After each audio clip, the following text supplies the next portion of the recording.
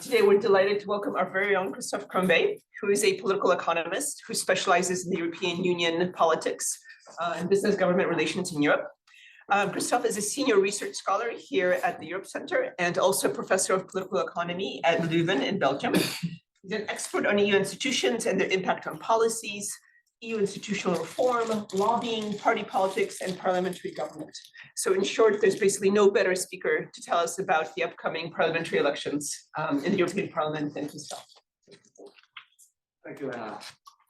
Good afternoon. So I'm going to talk about the EP elections that are coming up exactly a month most countries of these. This is what I'll do. I'll talk a little bit about recent member state elections, look at what voters really seem to want according to voter surveys, look at the composition of the outgoing parliament, the expected results, and the impact this will have on coalition formation, EU policies, and EU politics. I have a couple of pictures here. You may know who these people are. Who is this person here? Well, the President of the European Parliament. Yes. Is she the president of the World Bank or the IMF? No, this is from the same country. She is the first president of the directly elected European Parliament in 1979. Simone Veil is her name, from France. So anyway, the first point I want to make is if you've read anything about the European Parliament elections or about elections in Europe in general, there's probably just been one message that has been dominating the news and all the reports about it, and it is that the far right is gaining. Now, if you just were to go by those reports, then you would think that by now, having read these type of reports for the past 10 years or so, that they must be having about 200% of the votes by now. Of course, that is not true. So I want to see how bad, the first thing I want to do is see how bad the situation really is. Have they really been winning all that many elections? And also looking ahead at next month at the EP elections, is it really going to be the catastrophe that some people predict it will be? My point will be that the reality is a little bit more nuanced. These are some of the headlines I was referring to. There's a few headlines here about recent elections. The two most recent member state elections in Croatia. In Croatia, actually, the populist parties did not win, but somehow the media found a way to present it as all about the populist far right. Here in Politico, populist wins chance to steer Zagreb away from vote. Reason being that the Communist Party in Croatia lost by a number of votes in the center right.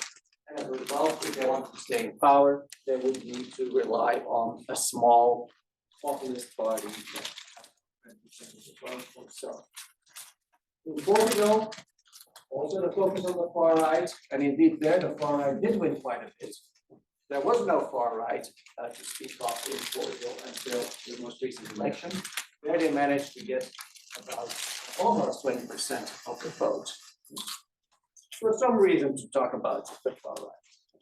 When we look ahead at the European Parliament elections, the media talk about a takeover by the far right, an implosion of the European Union, and so on. Just when I had finished making my slides for today last night, I went on the Politico EU website, a website that I think everybody who works in the EU bubble, and there are some people here who work in the EU bubble, but they check, or at least they read the newsletter every morning. So this is what Politico EU reports about the EU elections. The 3 articles on the top of the page. All 3 are about the far right. Von der Leyen and how she's going to be dealing with it, Portugal and the far right, and Luxembourg and the far right. Now, if we look at the election results of the member states, the last 5 member states that had elections, Croatia, I mentioned that this is the populist party that I was talking about. They actually lost 4% of the vote. They went down to just under 10%. The only reason why they now, it seems, and just yesterday, there was an agreement apparently made with the Communist Party. The only reason why they get to participate in government is because the governing party lost its majority. When we look at Portugal, all right, did indeed make a big jump to almost 20%. The two traditional governing parties, center left, center right, they have about 30% of the vote. The left, the governing Socialist Party, as a result of some scandals, lost a lot of votes. What has happened there is that the center right has formed a minority government office because the socialists on the left tolerated it. But it's probably and there will probably be elections and so on.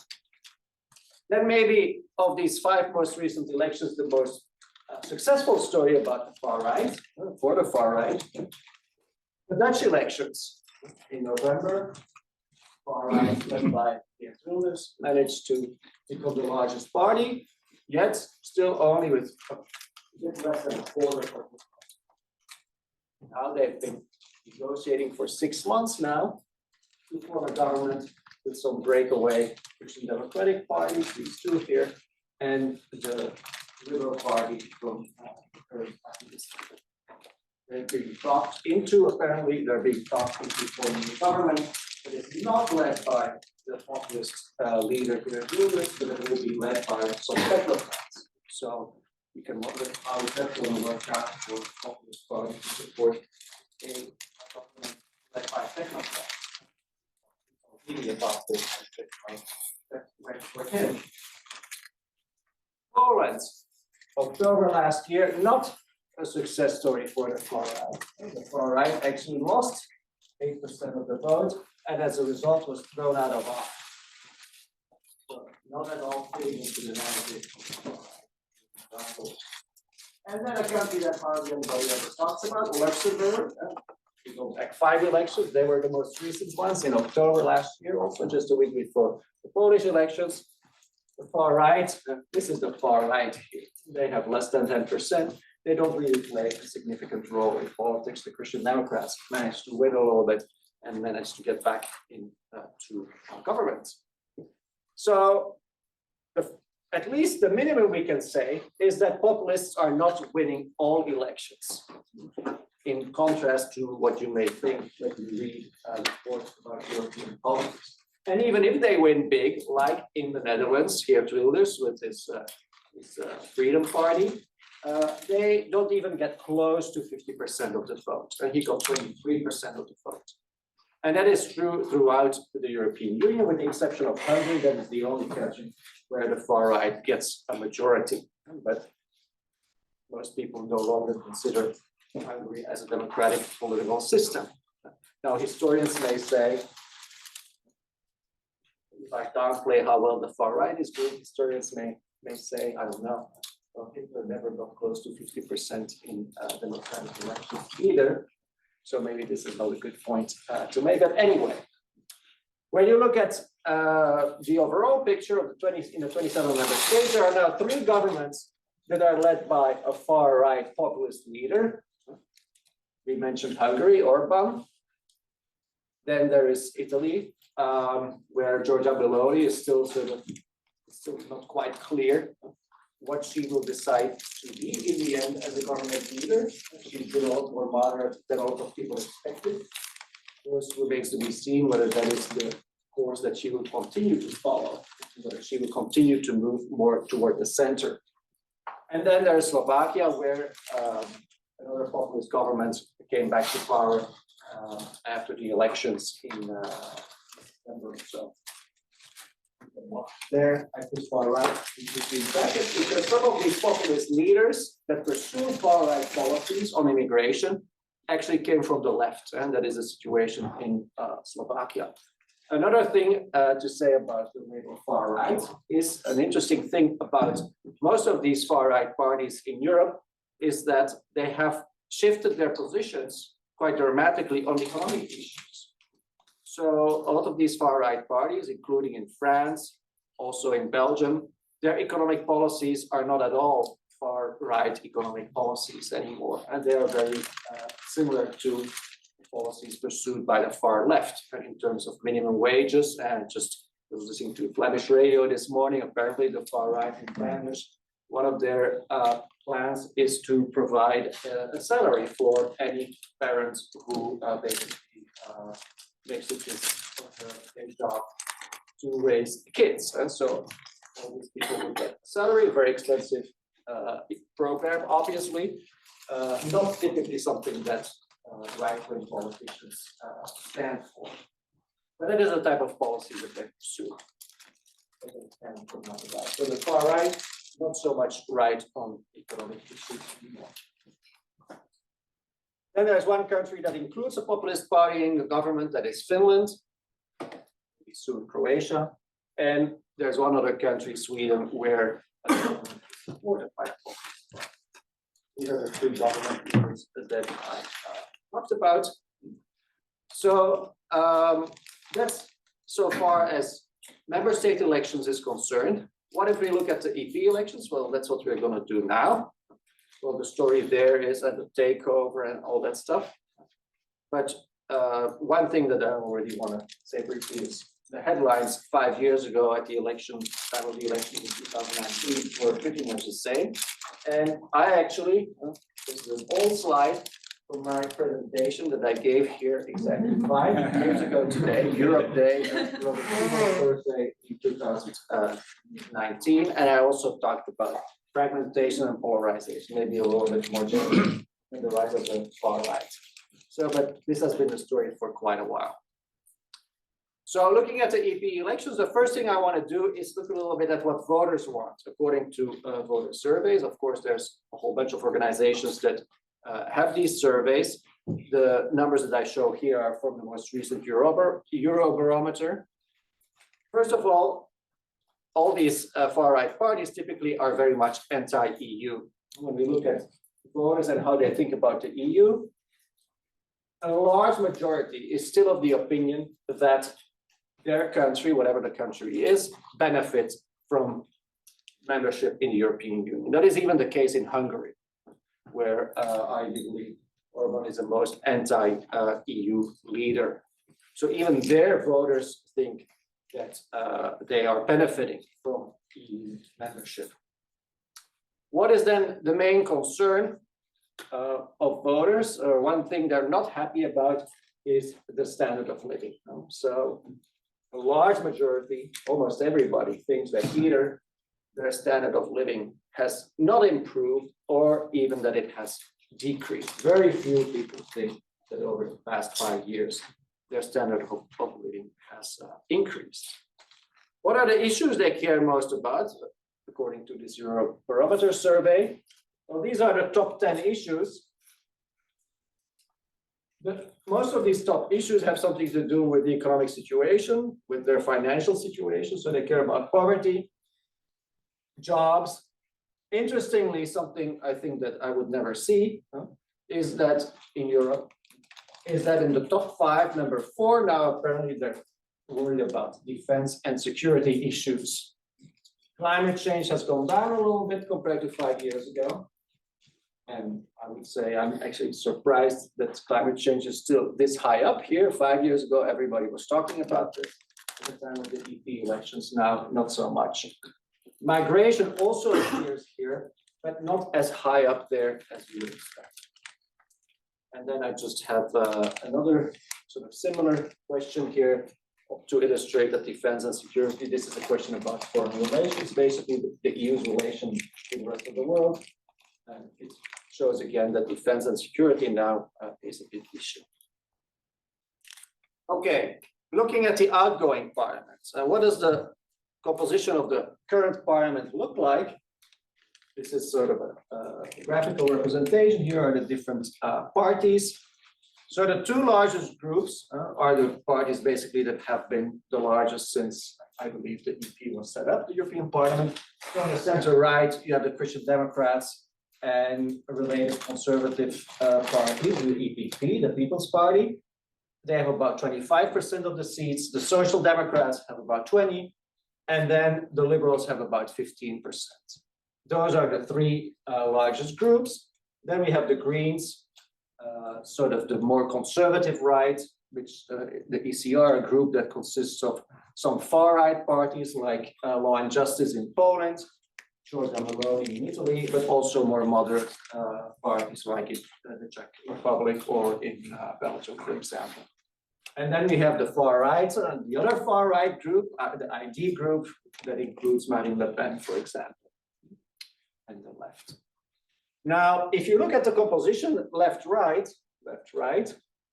one thing about this outgoing parliament that a lot of people also point at when they discuss the elections that are coming up is that it's about split midway. Half of it is left, and center, the liberals, if you count the liberals, if you add them up to the left, and the other half is center right. So a lot of people are worried about the fact that the right and the center right after the next election will have a majority.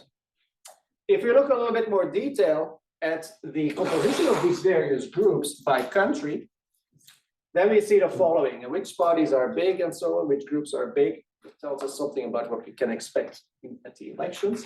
Of course, most of these groups are dominated by members from the largest countries. Germany is by far the largest country, so the EPP are, in the EPP, they're by far the largest group also. The German socialists didn't do so well last time, so they're not the biggest group there. And there you have the Spaniards who are bigger. The socialists are not expected to do well in Germany this time around, so they probably won't change all that much. In general, these two groups, they lost quite a bit of votes and seats at the last election. But if you look at most predictions, not much seems to be changing for these two large groups. The losers of the upcoming elections are expected to be these two groups. And you can already, just by looking at these numbers here, sort of see why that is the case, that they may lose the most. If you look at the Liberals and the Renew Europe group, the largest set of members there comes from France, from Emmanuel Macron's party.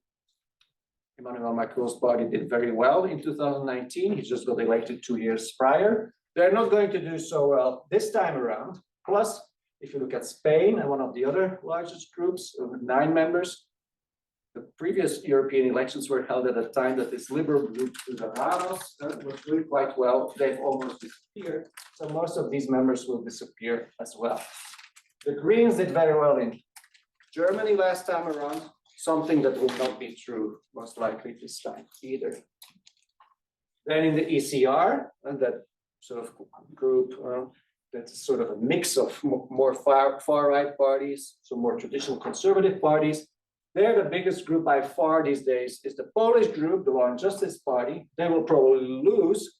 And more importantly, for the internal dynamics, the largest group probably by far after this upcoming election will be the Italian group, and the Italian subset of members there that represent Meloni's party. So she will probably come to dominate, or her party, the ECR group. Then in the ID group, there we have right now Salvini's, the Lega, as the largest group, the largest party. He will lose a lot of seats. So the second group there now is Marine Le Pen's National. So she will probably become more prominent, even her party, in that group. Okay. Amongst the people or the members that are not member of any political group, we have 2 important ones here. In Hungary, Orbán's party. They were kicked out of the EPP at some point during the last legislature. But they will probably either join ECR or ID. And then here we have the 5-star movement in Italy. They have a bunch of members still that are not aligned to any group. And it will be clear later in the talk that probably some groups will try to get these members to join them. This is just the overview of the other countries, smaller countries. I'm just going to skip that. And this is what is the expected result. Based on all the polls in the recent weeks and months, As I mentioned, the two largest parties, the Social Democrats and the EPP, the Christian Democrats and Conservatives, not much seems to be going on with them. Seem to be quite stable. The change is here. So the Greens and the Liberals seem to be expected to lose about 20 seats each. And those are going to these two groups on the right. And these two groups are expected to gain about 40 to 50 seats. As a result of that, the right, all the way from the far right to the center right, including the EPP, is going to have a majority, which is something that a lot of people make a big deal about, as I mentioned. But I would also argue, let's see, I'm going to go ahead here. Let's see to the next slide. I would also argue that it is not as big a deal as people make it seem to be. This is the parliament that, not the current one, but the previous one from 2014 and 2019. If you looked at the right there, they also had a small majority. So, okay, the right and the center right will have a majority. But this has happened before. And even before that parliament, it happened quite a number of times also. And this is how the parliament has over the years. The difference, of course, is that if you look at the right and the center right, most likely in the upcoming parliament, the far right will be relatively stronger compared to the center right, stronger than was the case in previous parliaments where the right and the center right had a majority. Okay, what is the impact of this expected result then going to be on coalition formation in the parliament? So these are sort of coalitions that you can get in votes in the European Parliament, a number of them. Some on this slide are more important than others. So typically the way the European Parliament has functioned over the years, the way they have organized themselves internally, the way they've divided the spoils, let's say, the chairmanships and so on, the way they've set policy over the years has been through a grand coalition of these two large parties, the People's Party and the Social Democrats. However, last time around, because both of them lost quite a bit, they could no longer do that. They no longer had 50% of the seats. So they included the Liberals, the smaller group that is sort of in the middle. And you could say that this was not such a big change, because the Liberals were in the middle, they had even before that, even though the Social Democrats and the Christian Democrats usually had a majority, even then the Liberals were playing an important role because they were sort of in the middle, they could mediate and often get something close to what they wanted. So what happened after the last election was that these three parties mainly got together and for a lot of policy related issues, also a lot of stuff related to dividing up different positions and so on, they, for practical purposes, you could say, form a majority, quite a large majority, or almost 60%. After the upcoming election, even though the Liberals will lose, this majority will still be there. So you could say that maybe not all that much is going to change as a result. Now, there were in the outgoing parliament two other coalitions that got close to a majority, and that is a coalition of all the parties on the left, plus the Liberals, as I pointed out in that figure that I showed earlier. They have about 50%. And sometimes legislation was also passed not with the center left, but with the center right coalition of the EPP, some members to the right, the Liberals, and some extra members. They could also get legislation passed. These two coalitions will lose a little bit, will become a little bit weaker. And there's another potential coalition that is often talked about that actually will gain a majority. So all the right-wing parties and the EPP, as I mentioned, they together will probably have a majority after the next election. So what is the impact of that going to be, of this coalition dynamics and the changes in the relative strengths of these different groups? And that's the next question I want to briefly address. Well, if we look at policies, and that's what I'm going to do next, what is the impact if we look at policies? Well, if we look at the outgoing parliament, They're very proud that they got a lot of things done, I think, and I think compared to some other parliaments, the number of laws that was passed didn't really increase. On the contrary, it went down a little bit, but they managed to pass a bunch of very far-reaching types of legislation. So they passed a number of laws that were part of the Green Deal. There was a big deal at the beginning of the outgoing commission. They were focusing a lot on environmental policy. They set out some strong environmental goals. The commission, together with the parliament, the commission led by a Christian Democrat, von der Leyen, she managed to get her job with the support of the Social Democrats, also a lot of Greens, liked the idea that she would pursue green policy. She pursued those to attract and to make sure that she'd get the support on the left.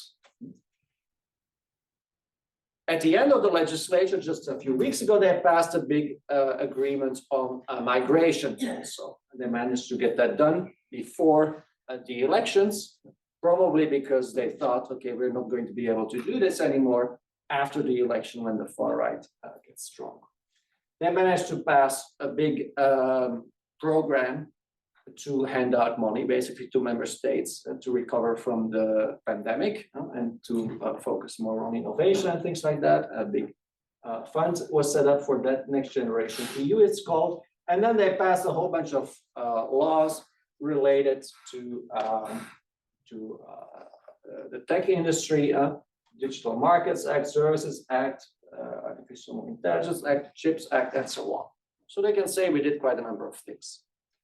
Well, how is this all going to be affected, this type of policy making in the next European Parliament? Well, most of the laws were passed by the super grand coalition, as you could call it.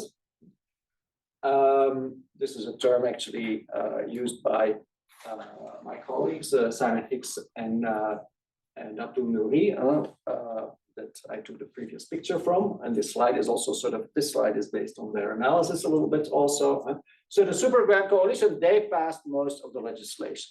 That coalition is still going to have a large majority. So you could say, well, they can continue to do what they were doing on all kinds of issues related to the economy, to the internal market, and so on, important parts, maybe the most important part of what the EU does.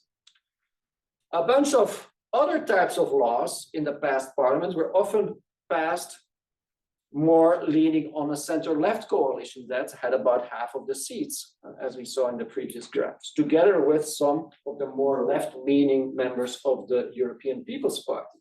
This was a coalition that worked well to pass legislation on what you could call more like soft issues, things like the environment, health issues, civil liberties, justice and home affairs. Justice and home affairs, basically what here would be called in the US homeland security, so also including migration and so on. And then on some issues like agriculture, a more center-right coalition was formed. So which types of legislation are going to be affected by the upcoming election results? Well, it will be difficult to form a coalition to pass legislation based on a coalition of parties on the left.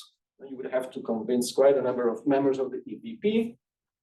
So that will become more difficult.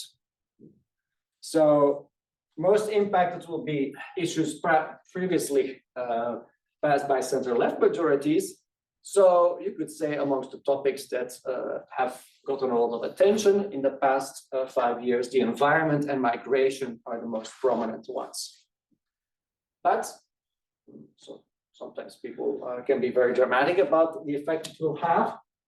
But you could also argue that the effect is not going to be all that strong because a lot of legislation on the environment was already passed.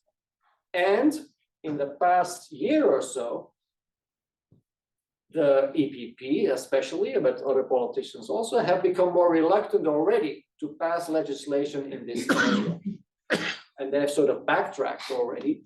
For example, in the Netherlands, in Belgium, in other countries where there were a lot of farmers' protests. And in the Netherlands, I mentioned the Netherlands because in the Netherlands, some breakaway Christian Democratic Party came up that focused on the interests of the farmers and did very well, first in provincial election, then sort of reasonably well also in the parliamentary elections. So Christian Democrats got very afraid of this. Oh, we're going to lose the farmers and so on. So environmental legislation, even if the right doesn't do as well as predicted, I don't think that there will be all that much happening in that area in the next few years, regardless what the result is. And then on the migration deal, on the migration issue, you could say, well, there was this big agreement that was already concluded just before the election. So there's not all that much to be done right now. So you can wonder how big the impact really is of the fact that the center-left coalition will no longer be sustainable. As was clear in one of my previous slides, the EPP could form a coalition with all the parties to its right. That's what a lot of media reports are about. Also parties on the left, they sort of focus on that to make sure that people are aware how serious the situation is and to make sure that people vote for them. But you can wonder how realistic that coalition really is for two reasons. All these parties on the right, and I know Anna has also talked about that in some of her talks, and other people have talked about that. One of their problems is that they are not very good at sort of aligning themselves, uniting, and staying together for a long time. So the cohesion amongst all these groups is not all that high. So if you want Marine Le Pen to work together with Giorgia Meloni, to work together with Orban and so on, and we haven't even mentioned Ukraine and the different opinions they have about that. Not so easy for all these parties to work together. Plus, if the EPP, Ursula von der Leyen, or Manfred Weber, the guy who leads the EPP in the European Parliament, were to decide, oh, we're going to work more closely with all these parties on the right, there are going to be a number of parties within the EPP, national parties, that are not going to be happy with this at all, that are more closer to the center, like the Finnish Christian Democrats or the Belgian Christian Democrats or so. They are not going to be happy with this at all, and they may very well not vote along the lines that the EPP set, or maybe even leave the European People's Party.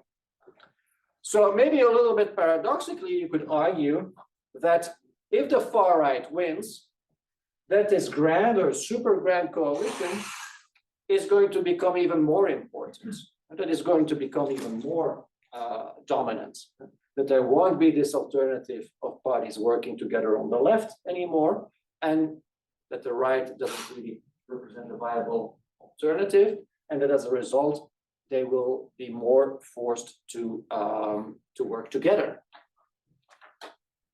Now, that may also have an impact on the next thing then and that's pretty much the last thing I want to talk about. The next thing, of course, is in addition to policies, what a lot of politicians worry about is, well, what is the impact going to be on the internal functioning of the institutions? Who is going to get what job? And how are we going to organize the functioning of the parliament and so on? So typically the large parties in the center get together and they divide up the main jobs. So how is this going to be different this time? Well, probably the large parties will be three mainstream parties. The Social Democrats, the Liberals, the Christian Democrats will be even more inclined to do the same thing, even though it may be that in the EPP, some will feel inclined to look more to the right also. But within this grand coalition or super grand coalition, it looks reasonably clear that the Liberals will lose, the Social Democrats will do relatively well, they won't lose or even gain a little bit. So if we look at what happened last time, the Social Democrats, which of the top jobs did they get? Well, they got half of the presidency of the European Parliament, so half of the 5-year term, and they got the High Representative for Foreign Affairs and Security Policy. Not really the most interesting jobs, and maybe most of you have heard about who the High Representative is because he's going to be here in a few days. But if he were not going to be here in a few days, I would think that most of you would not have heard about him. That's how important he has been in EU politics in the past 5 years. So my guess is that the socialists will want a more important job, and they would say, well, we want the presidency, let's say, of the European Council. And that they would then switch around these two jobs with the Liberal group that will have lost quite a number of seats, probably. The dominant group in that super grand coalition will still be the European People's Party, also because they will now, more clearly than before, be at the median. If they really wanted to, they could look to the right. And some in the EPP want to do that. But as for the reason that I mentioned earlier, that's not likely to happen. That's not likely to be successful. But von der Leyen may have to balance a little bit all these different desires and interests, also the desires to work more with the right. But I would think that most likely she will be able to maintain her position. And of course, the question is, what other concessions need to be made to these other two groups, to the socialists, to the liberals? That remains to be seen. As far as committee chairs, the internal functioning of the European Parliament is concerned, these jobs are usually allocated proportionally to, so not much will change there, except for the fact, of course, that the far right groups are getting stronger and may claim a larger number of these internal positions. And then the question is, are the mainstream, the centrist parties, are they going to give them these positions? And another important element there will be, well, for example, see, okay, we're now on, instead of being the third group, maybe we're only the fourth or the fifth group in the European Parliament. They may try to get, not just the liberals, other groups may want to do that too. They may try to take parties or try to convince parties to join them, like the moderate Flemish nationalists who are now in the ECR group and are not happy there. Maybe the liberals will say, okay, well, we can take you in, we have an extra 3 or 4 seats, and that makes us suddenly the same size as the ECR, for example. Or they may want to get the 5-star movement. Anyway, I ended up with my last slide. So getting back to the question that I raised in the beginning, or that the title raised, another turn to the right or more of the same. Well, my answer would be, well, maybe both. The right probably will win 40, 50 seats.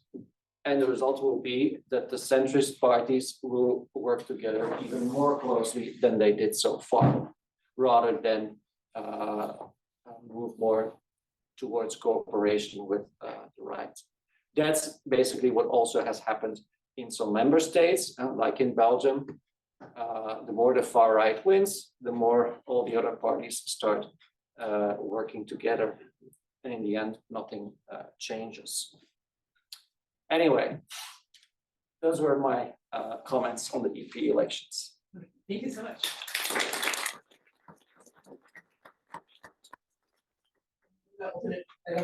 Open it up for Q&A. Just some quickies here, so I put them in my notes. You didn't, well, your polls, maybe there are polls. Let's go back 60 years to the old intensity problem in democratic theory. When you listed all those issues, without knowing the intensity, it's pretty hard to determine how things are going to work out. So is immigration really high in intensity? And is, I don't know, an increase in the welfare check low in intensity, or are they roughly equal? So that's, are there any polls that you know of for the EU Parliament where intensity can be grasped? Secondly, is just a general question. There's something can happen overnight. Is there something on the horizon that can push the system to the right? In other words, can something happen in the next month? You know, not a volcano, but is there something out there? I don't know what. I follow from a distance, but is there, you know, something that can happen? And then finally, Whenever I look at the EU, I'm always trying to figure out what the parliament can do and what the countries can do. I'll give an example, Schengen. It looks to me like some countries have said, no, you can't come through freely anymore. We're blocking it. Now, I always thought that was an object of parliament, but it looks like individual countries aren't adhering to that. So how much of that is something that's relevant? Anyway, just those. Okay, okay, I'll try to remember the three questions. Okay, well, intensity was the first. What? Intensity was the first. Intensity, yes. So as I said, there are a lot of voter surveys, and I just picked one. Now, those don't say anything about intensity, but what I would say is that also, I mean, in general, in European elections, it's very often the case that migration doesn't end up as high up in the list as you would expect. Now, it could be that the people who care about migration care about it more intensely. But the other thing I would say is that even if migration, and I forgot exactly what the number was in the graph, even if only 27% of the people really care about it, well, 27% of the vote for a far-right party is considered as a very high vote, a very good result for them. There are very few countries where they get more than 27%. So it could be that it's only number 7 on the list, but if all these people who care about migration vote for the far right still does pretty well. Then the point about Schengen, the thing that has happened with Schengen is that countries can get temporary exemptions or suspensions because of whatever crisis. So COVID was clearly one of them. The European Parliament doesn't play any role in granting these exceptions. You could argue that some countries have abused that a bit recently.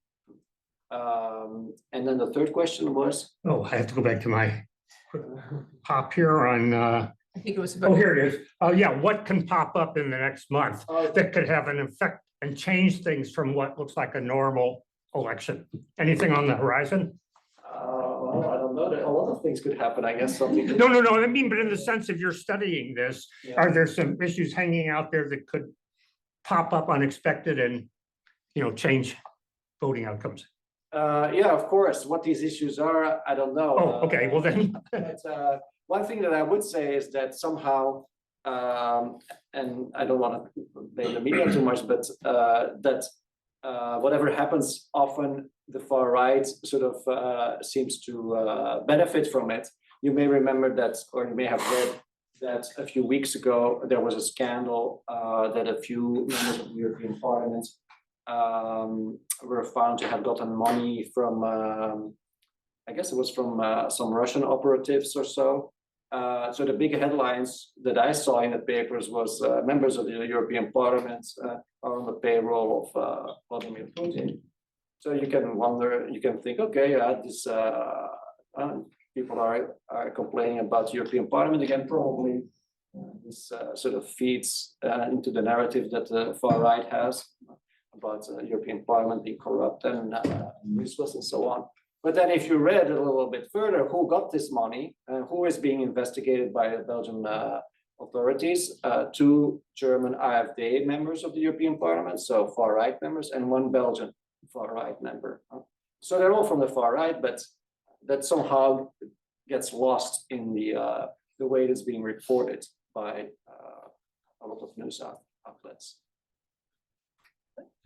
Thank you, Professor. I really appreciated the presentation. It was very engaging. You mentioned that some of the most important effects that this will have on EU policy, this move to the right, even if it's not as dramatic as some have claimed it to be, are going to be on the environment and migration policy. I was wondering if you foresee any effect, and if so, what, on EU enlargement, specifically in like Southeastern Europe with the Balkans. Do you think that this election result and this general trend in European countries a little bit towards the right would have an effect on that? Yeah, that could also be, yeah. I mean, new members joining the European Union have to be approved by the European Parliament also. So that could have an effect, yeah. And but I wanted to, I mean, I would not say that would be one of the major effects because I don't expect it to happen anytime soon anyway. But yeah, for some countries in the Balkans, it could make a difference. Thank you so much. This was a really informative talk. I had a couple of questions on the impact of, say, the elections in the US and what that would do to the politics and the left-right dynamics in Europe, given the security conditions in Europe and the possible divergences that may come up with the changed administration here. Is that something that's playing into European political calculations at all? And also, you know, given the Middle East conflict that's panning out and the domestic sort of rhetoric that's happening, a lot of, at least in the US, it seems that the far right and the mainstream liberal like discourse is sort of colliding in some parts, some aspects, and that's happening in Europe as well.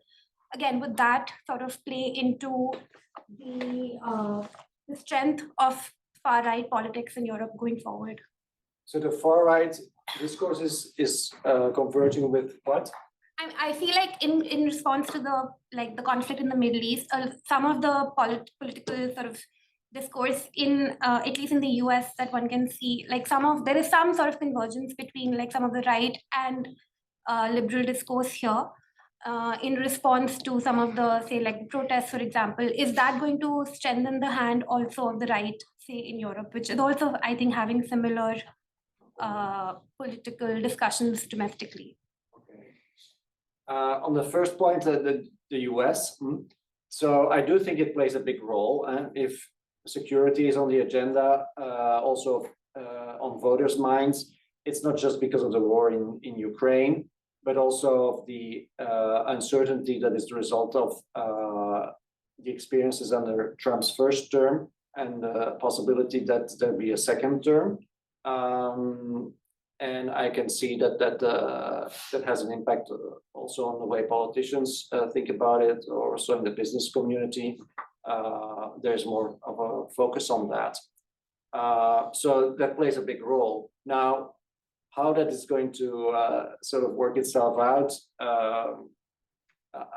is hard to tell. I mean, suppose Trump gets back to power here. Maybe it could force Europe to work together more on issues like defense and so on. That would be a positive consequence of it.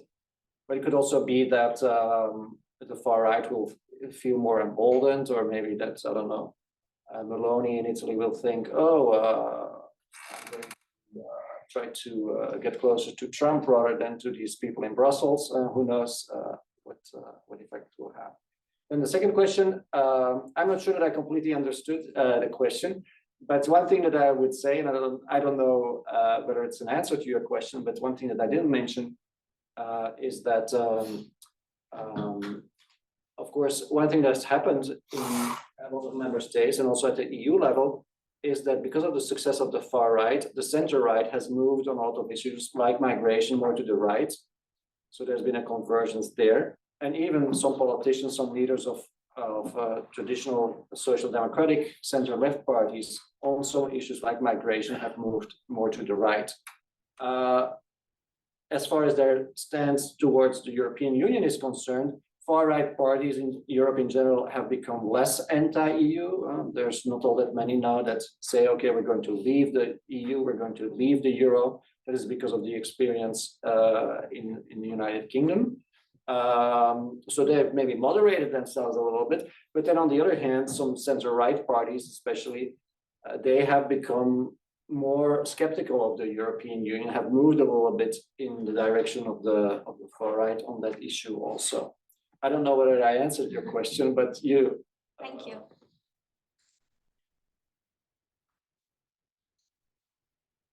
If the right gains more power in certain individual states like Italy, but the EP elections result in more of the same at the European level, do you see the possibility of increased friction between individual states and the EU following the EP election?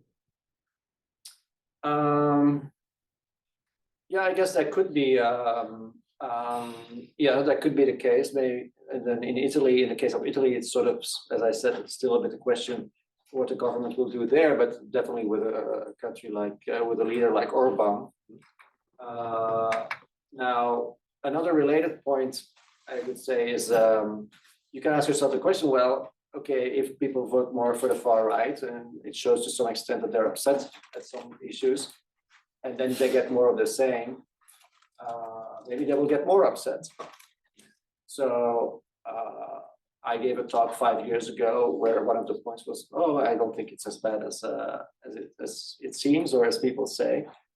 That's sort of what I'm saying today also. But maybe the EU cannot continue to sort of operate like that for many more 5-year cycles. At some point, if the far right wins 5% every time, wins 50 seats every time, at some point they may become the dominant force in EU politics. Of course, a lot of things can happen in the next 5 or 10 years. So I wouldn't say that that is the way that the EU is definitely headed, but it could happen. So my main point is that it's not happening today, and it is not happening next month. The EU will not be paralyzed or taken over and stuff. Yeah, I read about a week ago something very interesting from the Maastricht debate, which was Ursula von der Leyen faced some criticism from the representatives of the Socialists and the Greens for not clarifying her stance on whether she would cooperate with the ECR. And I was just wondering, your thoughts on those critiques. Essentially, I think their primary critique was, cooperating with the ECR would go against commission values and that sort of thing. So your thoughts on the validity of those critiques, but also if you sense there are similar pressures coming from the ECR, the ID for the ECC, and representatives like EEC and or EEP, my bad, and von der Leyen to clarify her stance on cooperating with one side or the other. So with respect to what the Greens and the Social Democrats say, yeah, of course, I think it's it's important that they far right and the dangers and stuff like that, and that they don't want to cooperate with them. Of course, they also have political motivations, and that's also what has transpired in some member states like Belgium. You're on the left, you have an incentive to say, oh, the ECR, for example, you cannot work with anybody there. The ECR is, as I mentioned earlier, there's quite a variety of parties there that are, it's not a very cohesive group. Some parties may leave it. So I think, I don't know what's in von der Leyen's mind, but I think if she's thinking about cooperating, she's in the first place thinking about cooperating with those more moderate parts, more centrist groups in the ECR.